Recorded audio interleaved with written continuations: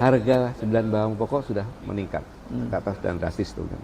Tetapi di balik itu daya beli masyarakat turun. Ya. Ya. Ini indikasi yang bahaya nih. Ya. Ya. Apabila ini dibiarkan, kemudian pada saat tertentu masyarakat ketidakberdayaan ini menjadi satu, terjadi krisis ekonomi bersama-sama dengan demokrasi politik, oleh politik, Hmm. ini yang sangat berat, nggak bisa diatur, pasti terjadi chaos. Jadi ini sebenarnya diam-diam ya ketika situasinya seolah-olah terlihat tenang di permukaan, tapi di bawah permukaan itu sebenarnya ada gejolak yang luar biasa ya. Bung Hersu, di NTT ada seorang bapak bunuh diri. Betul. Ya, karena nggak bisa beli beras ya. Hasil beras mahal. Iya, iya. Di NTT ada apa sih kekeringan seperti itu kan gitu. Kemarau panjang juga kan ini. Dan itu kan kayak gunung es permukaan saja. Pasti ada banyak lagi yang seperti itu Betul, di daerah.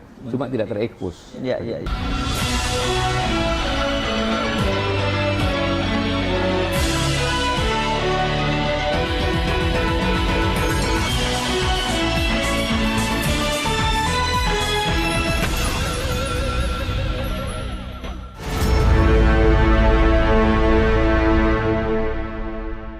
Sekarang kita ngomongin di luar TNI, Ya. luar sebagai presidium kami, Ya. Koalisi Aksi Menyelamatkan Indonesia itu. Karena orang kalau nggak kepanjangan nanti salah orang nyebutnya kami. Kemarin sempat ramai Bapak menyatakan bahwa posisi kami sebagai organisasi itu netral gitu, dan banyak orang kemudian menyayangkan kok Pak Gatot menyatakan kami netral, karena bagaimanapun mereka tahu bahwa kami itu didirikan itu kan dengan semangat menyelamatkan Indonesia. Ya. Sementara situasi sekarang ini orang banyak sekali khawatir, bukan hanya orang Indonesia, pengamat-pengamat luar negeri menyatakan bahwa demokrasi kita itu bakal mati, sudah mati karena dengan Pak Jokowi cawe-cawe dalam pilpres begitu. Kemudian orang, kenapa Pak Gatot mengumumkan dalam posisi netral? Kalau posisi netral berarti ya membiarkan dong kalau terjadinya cawe-cawe presiden gitu. Bung Hersu, jadi gini. Ketika sama-sama Bung Hersu kan hadir juga kan, Ya. kami mendeklarasikan kami Betul. 18 Agustus tahun 2020 gitu kan, Ya. 3 tahun yang lalu. Itu kan kita mempunyai 8 tuntutan, ya kan. Yang sudah tidak patut dituntut lagi adalah 1, penanganan COVID. Ya. Yang lainnya kan masih korupsi segala macam lah. Kita mengawal agar bangsa ini bergerak dengan arah yang benar, sesuai dengan berdasar 45, bukan berdasar 45. Nah, kemudian orang pesimis, pasti politik praktis lagi, bikin partai lagi kan. Saya jamin bahwa tidak akan politik praktis dan tidak akan menjadi partai. Kan gitu. Nah, ketika sekarang ini terjadi, akhirnya kan kita sepakat semuanya. Kalau ada dari struktur Koalisi Aksi Menyelamatkan Indonesia yang akan berpolitik praktis mendukung salah satu partai atau presiden, dia dinonaktifkan atau mundurkan diri, kan gitu. Ada dulu Bang Sagan dan Nainggolan, ya kan. Ada pendiri Marsumi, seperti komite, kita mengundurkan diri kan ya. Ya. Kemudian bahkan presidium di Partai Pelita, Pak Din Samsudin juga kan. Nah, sekarang ini jumlahnya aja cukup banyak. Dan banyak yang struktur kan. Nah, makanya Koalisi Aksi Menyelamatkan Indonesia ini organisasi jejaring tapi dalam keputusan dengan kekeluargaan. Ya, musyawarah mufakat istilahnya kan. Kita rapat 2 jam kan waktu itu, Bung Hersu ikut sendiri kan? Ya. 2 jam. Dan menyatakan yang meminta ada 2. Apakah Koalisi Aksi Menyelamatkan Indonesia ini istilahnya dimisioner dulu sampai dengan waktu yang tertentu kapan gitu kan. Ya, akhirnya jangan dimisioner, kami tetap berjalan, tetapi biarlah kami ini yang ikut itu dinonaktifkan. Kan gitu. Nah, saya kan hanya sebagai penyawet corong saja kan gitu. Dinonaktifkan agar apa yang disampaikan kami ini tidak keluar dari 8 tuntutan kami. Gitu loh. Dengan 10 jati diri kami, gitu. Nah, kalau itu siapa lagi yang mengawal perjalanan bangsa ini yang memberikan masukan kepada pemerintah? Sebenarnya kita berikan masukan ke pemerintah dengan kritik-kritik berdasarkan fakta yang tidak terbantahkan gitu dengan solusinya. Perkara pemerintah bilang oposisi terserah saja kan gitu. Tapi kita niatnya memberikan masukan dengan cara yang dilakukan oleh kami kan gitu. Gitu. Jadi ya kalau kami nanti berpindah untuk mengusung salah satu calon presiden, siapa yang kami usung? Ya kan? Siapa? Kita harus sepakat tiga-tiganya itu bagus kan gitu. Apapun juga itu kan gitu. Terus kita tidak tahu nanti jadinya bagaimana. Ya kan? Kita ingat kan waktu 2014 semuanya dukung Pak Jokowi kan gitu. Ya kan? Ternyata begitu 2000 seperti ini semuanya mengoreksi. Iya kan? Kecuali semua tuntutan jati diri kami semuanya ini akan saya lakukan prioritas pertama, saya bersumpah. Ya kan? Ya. Beda ceritanya. Kan gitu. Ya kan? Dan yang kalau saya saya bilang saya tidak hanya calon presiden dan wakil presiden, partai pengusungmu sama. Kan contohnya salah satu calon presiden mengatakan bahwa dapat tuntutan kami ini akan menjadi prioritas ketika jadi presiden. Wakil presiden bilang begitu, partai pendukungnya semua sama. Saya jamin saat itu juga saya borong sana tuh siapapun juga itu. Oke. Gitu kan. Jadi latar belakangnya seperti itu. Dan ini organisasi jejaring. Gitu loh. Jadi contohnya ada kami Nusantara, saya nggak negur, biasa jalan-jalan aja. Nggak usah dipusingin organisasi jejaring. Bang Hesun daftar nggak jadi kami? Saya nggak tahu tuh, pokoknya bergabung aja. Iya kan nggak daftar. Nggak perlu mengisi formulir siapa gitu. Seperti Bang Sagana yang bilang, Pak Gatot, saya akan keluar dari kami karena saya akan dukung Amin. Oh silakan. Oh itu semuanya jalur-jalur baik-baik semuanya kok. Mempunyai visi masing-masing, dan itu hak dari sebagai warga negara. Saya nggak bisa amin. Cuma agar kami ini tetap konsisten kepada 8 tuntutan, maka yang di kami sekarang ini adalah orang yang tidak kemana-mana tapi ada di mana-mana. Kalau Pak Gatot sendiri posisinya jadi di mana nih? Ya, apalagi saya presidium. Oke. Kan gitu. Jelas saya di tengah-tengah. Di tengah-tengah. Di tengah-tengah. Gitu. Di tengah-tengah dalam arti kata nanti saya mengoreksi umpamanya ada hal yang dilakukan tidak etika dan melanggar, ya harus bicara entah paslon 1, 2 maupun 3 gitu. Dan juga pemerintah banyak pelanggaran pemilunya ya, pilpresnya ini ada cenderung kecurangan dan tanda kutip dengan data yang sudah saya yakin benar, ya harus bicara kami kan gitu. Ya, kita jadi fokus pengawalannya pengawalan ke arah yang sedang dilakukan sini. Pemilu yang bisa adil, fair gitu ya. Iya. Oke. Tapi kalau sekarang sebagai personal ya Pak Gatot, apa sebenarnya yang menjadi concern Bapak terhadap bangsa dan negara ini? Apakah ada keprihatinan khusus dari Pak Gatot? Bukan keprihatinan, ketakutan. Oh ketakutan? Iya. Ini levelnya sudah tinggi. Lebih tinggi ya? Iya. Apa yang Bapak takutkan? Gini, Bung Rifki. Jadi kita sama-sama tahu bahwa untuk mewujudkan persatuan bangsa ini, perlu energi yang banyak, perlu korban dan waktu. Karena memang Indonesia ini, di Nusantara yang sekarang jadi Indonesia ini, ada puluhan bahkan mungkin ratusan kerajaan, kesultanan, budaya semuanya ya, yang disatukan menjadi Indonesia. Kan gitu. Sehingga perlu waktu yang panjang, dan itu puncak-puncaknya tahun 1980-an lah itu. Atau 1990 lah itu udah mulai bisa disatukan. Ada Permesta, DTI, segala macam lah itu kan. Nah, ketika itu final, kita masuklah kepada demokrasi. Kan gitu. Karena untuk menyatukan itu kadang-kadang tidak pakai demokrasi lah, ada penjelasan masuk demokrasi. Nah, ketika kita masuk demokrasi, keteteran kita. KKN segala macam, akhirnya itulah menyebabkan peristiwa 98. 98 sebagai koreksi terhadap demokrasi yang dilakukan Indonesia kan gitu. Ditata lah oleh kaum reformasi ini. Bergerak terus. Puncaknya, menurut saya nih ya, puncaknya bukan zamannya SBY. Jadi presiden.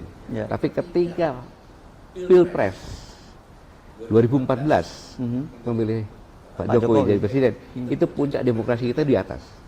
Puncaknya. Awal Pak Jokowi. Bukan orangnya, tapi tidak ada rekayasa, kan sebuah aparatnya sebuah netral kan, dalam pemilihan juga semuanya ya nggak ada gesekan-gesekan yang menonjol kan gitu kan. Ya. Dan ketika beliau jadi presiden pun demokrasi kita naik kan gitu. Tapi itu sebenarnya tadi proses pemilu 2014 bisa disebut sebagai legacy dari Pak SBY dong ya sebenarnya ya. Karena Bisa juga, tetapi kan legasi seluruh rakyat Indonesia untuk berdemokrasi ini kan. Gitu. Ya. Nah, ya tentunya peran Pak SBY juga karena dua periode kan gitu. Ya. Ketika sedang di atasnya kita semuanya berharap bahwa bangsa ini akan maju luar biasa, investor akan datang karena demokrasi. Tiba-tiba tahun 2021, 22 puncaknya 23 ini turun dan ini turunnya ini sudah melebihi dari landasan yang kita start demokrasi yang di Konstitusi 98 itu gitu.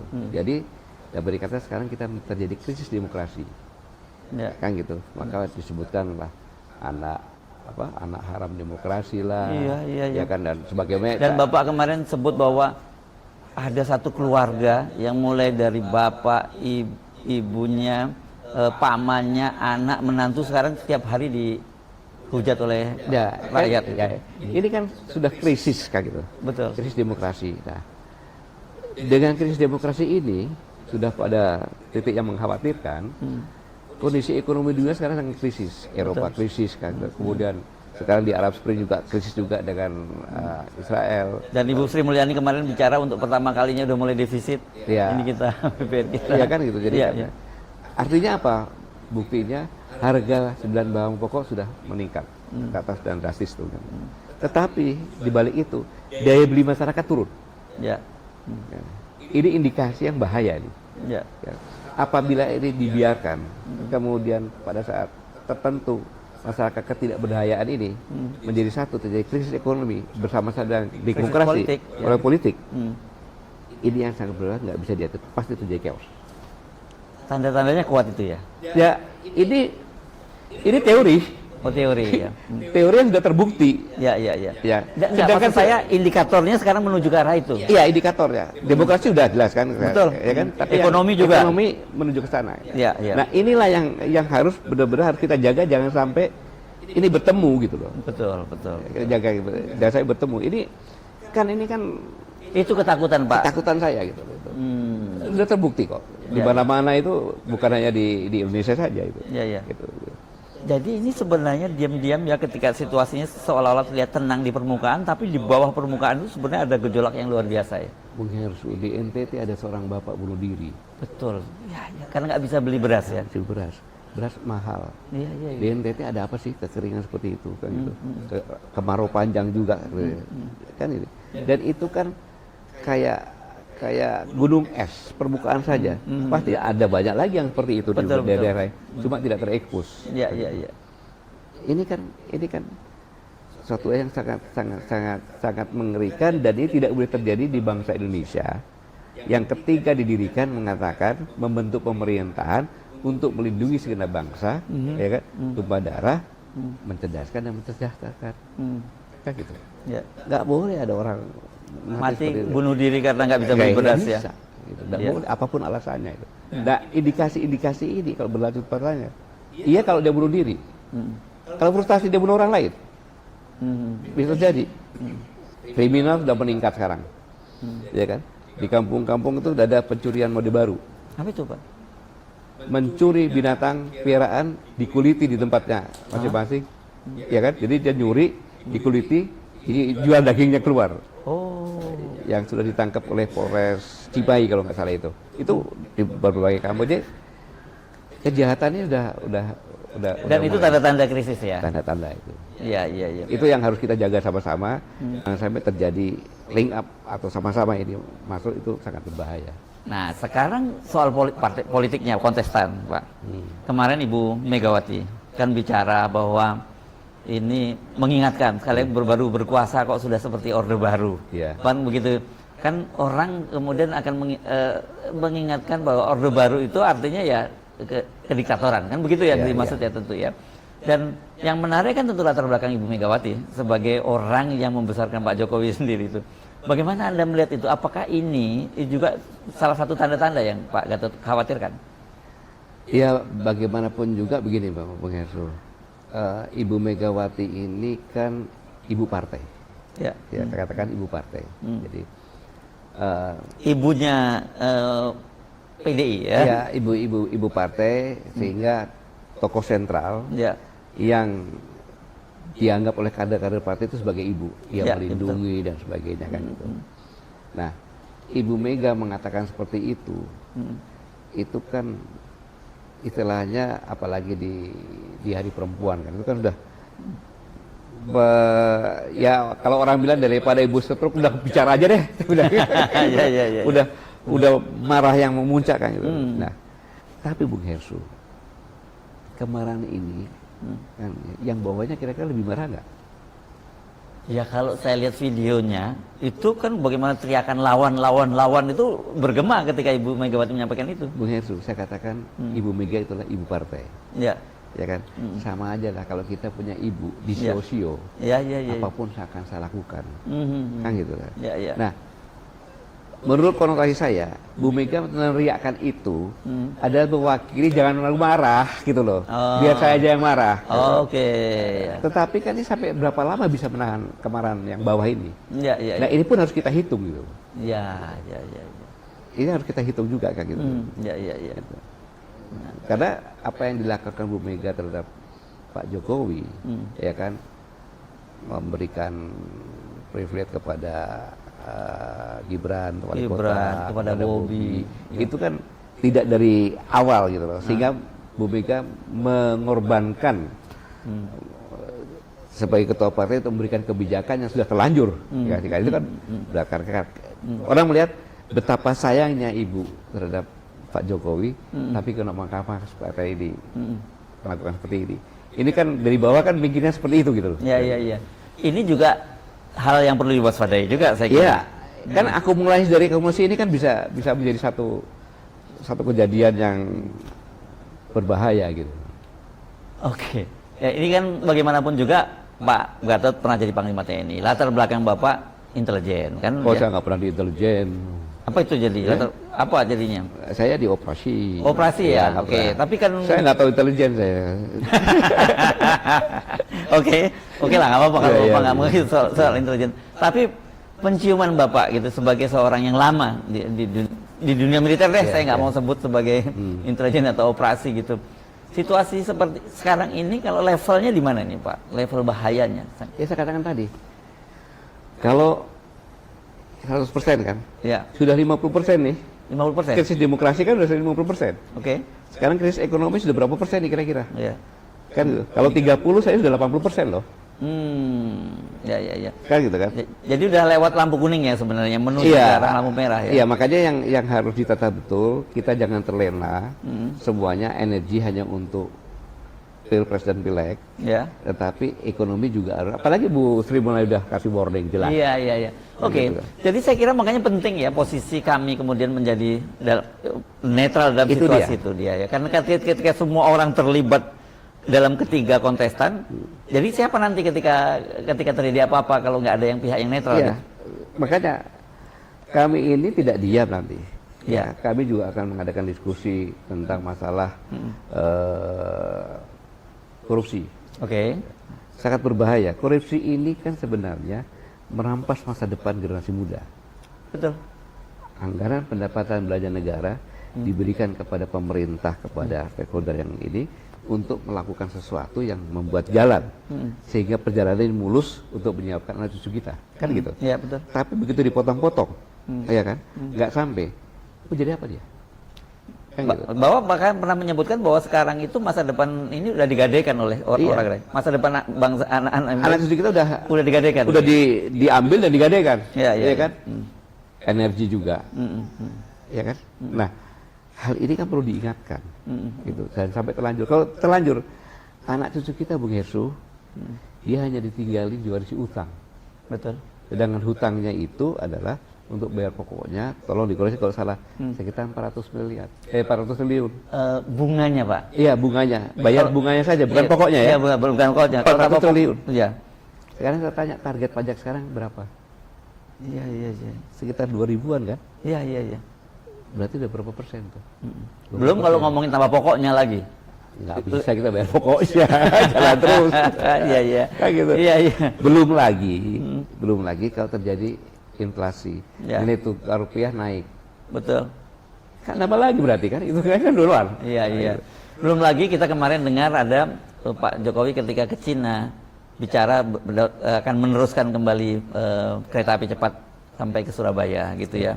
Terus kemudian ketika di Amerika Freeport yang nanti sebenarnya kontraknya habis tahun 41 tapi diperpanjang lagi 20 tahun. Ini kan berarti sudah dijual dari sekarang dong gitu. Ya, justru itu kan kita kan harus mengingatkan ini gitu loh. Ya, karena yang semua dilakukan itu terus yang untuk anak cucu kita gimana? Betul. Saya bicara seperti ini kan banyak orang dengar, lu kurang apa sih? Ya. Udah jadi Panglima TNI kan gitu, tinggal ya bermain sama cucu selesai. Betul, gitu. betul.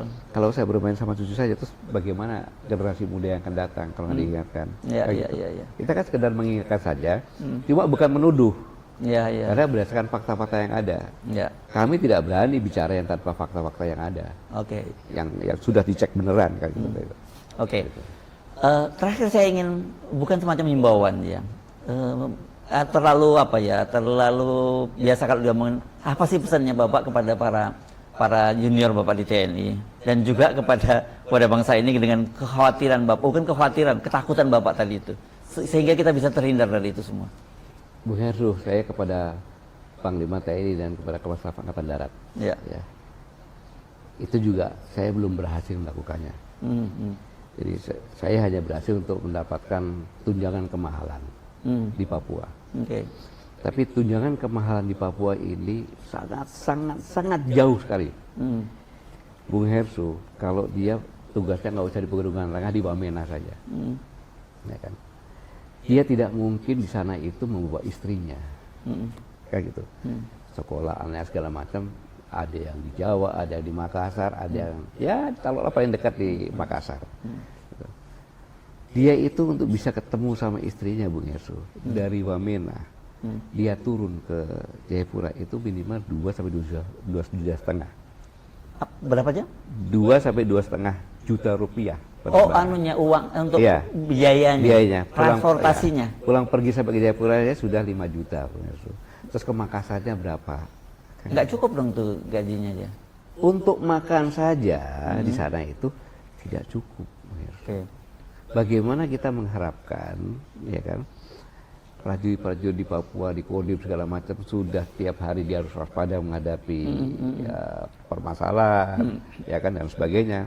Tetapi dia tidak dilengkapi dengan persenjataan yang lengkap, ya. Ya. Jadi tolong dilihat koramil-koramil yang ada di Percil itu harusnya itu di backup juga oleh tentara kayak gitu. Iya. Iya kan, supaya dia juga udah persenjataannya kurang, tahu saya sama aja, bunuh dia. Iya. Kan gitu. Nah, udah seperti itu. Ekonomi dia pun setengah mati. Untuk ketemu sama keluarganya saja, dia harus nabung. Kalau dia jujur, dia nggak bisa pulang. Padahal kan syaratnya mestinya 3 kan Pak ya. Well trained, well equipment, dan well paid ya. Jadi betul-betul dilatih dengan bagus, peralatan lengkap dan gak dibayar dengan layak. Tapi terus di Papua ini saya minta Pak Agus dan Pak Baruli tolong datang ke sana, ya kan, pelajari betul, jangan dengar dari orang lain, melihat kamu bisa pulang Mbak. Kalau kamu pulang pakai apa, biayamu berapa, kayak gitu. Nah ini yang harus kemudian cukup tidak, kayak gitu. Terus bagaimana yang daerah-daerah terpencil, koramil-koramilnya itu, kayak gitu.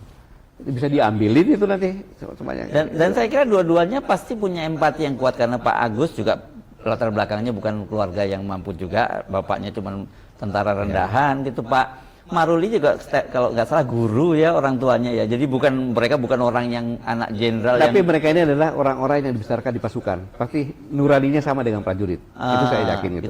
Saya hanya memberikan informasi tambahan saja biar dicek sehingga punya perhatian kepada prajurit-prajurit yang di. Apalagi situasi di Papua sekarang sangat memperhatikan, setiap hari berguguran dan saya bertanya-tanya apa yang terjadi dengan prajurit kita kok. Dan apa yang dikatakan Pak Maruli itu luar biasa loh. Yang kemarin di istana ya, tadi di istana bukan kemarin. Ya. Sekarang belum jam 12 kan ya, tadi kan. Iya. Yang mengatakan bahwa jangan melihat Papua itu hanya tanggung jawab TNI dong, ya kan. Lihatlah sebuah aparatur negara yang di sana dan sebagainya bersama-sama. Ya, karena adanya OPM itu, jadi gini, hampir dikatakan tidak ada dari Papua itu bibit-bibit untuk Papua merdeka. Ini Tidak pengalaman Bapak lama di Ya. Papua ya. Tidak ada. Gitu. Yang ada adalah ketidakadilan, ketimpangan sosial. Kasusnya sampai sebenarnya klasik gitu ya Pak ya. Itu klasik, gitu loh. Itu klasik. Gini aja Bung Yasu, di daerah Pegunungan Tengah itu, cek deh. Pasti bupati wali kotanya ada dari suku yang terbesar. Oke? Nah, kesukuan itu sama sangat kuat. Jadi begitu dia jadi suku, kalau nggak memperhatikan suku yang besar, yang kecil tidak, kan gitu. Nah itulah yang harusnya dikontrol oleh pemerintah. Di samping itu, Bung Yasu, orang yang tugas-tugas ke sana itu juga di briefing, dikenalkan situasi seperti ini. Jadi kegiatan yang dilakukan itu yang saya katakan bahwa Pak Mauli mengatakan di Papua itu adalah operasi merebut hati dan pikiran rakyat, bukan dengan senjata, gitu loh. Rebut hati dan pikiran rakyat, karena masyarakat satu kampung itu diperebutkan antara OPM, yang katakannya OPM atau teroris apa lah. Iya, ya. Dia harus berebut hatinya rakyat juga. Kalau enggak direbut sama rakyat. TNI juga seperti itu. Ketika TNI bisa dekat dengan rakyat, sebagian kemenangan sudah ada. Gitu. Contoh gini, ketika ada pasukan situ, OPM kan setelah selesai dia masuk jadi rakyat biasa, jadi simpan kan, Ya. akan ganggu itu. Bung Herso akan jangan, dia baik sama kita, dia begini, nanti kok udah diganti sama yang lainnya lagi susah nanti kita. Ya. Kan gitu. Itu kan udah perlindungan yang luar biasa. Oh gitu ya, jangan ganggu, dia baik, dia begini, nyokolakan ini. Itunya begitu tuh. Jadi rakyat itu menjadi sentral untuk diperebutkan dengan cara yang baik, bukan perebutkan dengan cara yang kasar, merebut hati dan pikirannya. Itulah operasi yang sesungguhnya di alam tertib sipil. Ya. Bapak kan cukup lama di Papua ya Pak ya? Ya, saya pernah menjadi komandan batalion operasi sana, dan Dandim di Merauke dan Dandim di Jayapura. Dan dimnya 2 kali. Ya. Itu total berapa lama di Papua ini? Dia di Taman Bas sekitar 4 tahun deh ada. 4 tahun tadi ya. Ya, jadi cukup setidaknya modal untuk memahami apa yang terjadi di Papua ya Pak ya. Ya, saya cukup lah, gak berlebihan lah. Ya. Lah, gitu. Jadi itu, dan kemudian untuk bangsa kita sebagai bangsa Indonesia sekarang ini, saya hanya mengingatkan saja bahwa Pilpres maupun Pileg ini adalah suatu hal yang biasa. Ya, suatu hal yang biasa. Janganlah hanya karena mencintai salah satu pasangan, kemudian cintanya cinta yang buta, ya kan? Kemudian bisa ribut, ya kan?